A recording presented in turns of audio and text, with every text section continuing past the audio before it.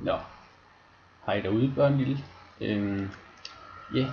Jeg skal så vise noget forskellige Photoshop-gøjl.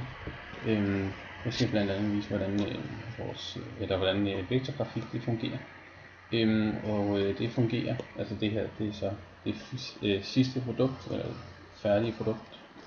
Det her, det er bare et almindeligt bitmap trekant, hvor jeg viser så, at når du gør det større, så bliver det sådan helt ulækkert, eller hvad man siger, sådan pixeleret.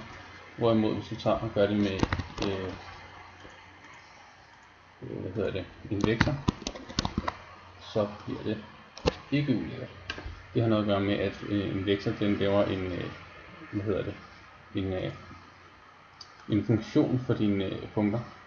Og måden på du laver det, det er, at du starter med at have et nyt produkt eller et nyt dokument. Og så tager du din pen tool, og så laver du simpelthen bare din path. Du laver bare en eller anden tilfældig path den her.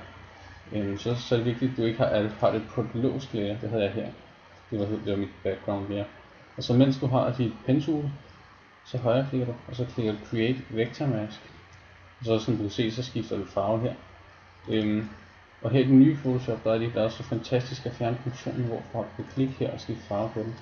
Så nu bliver man nødt til at gå ind og så ændre color overlay her.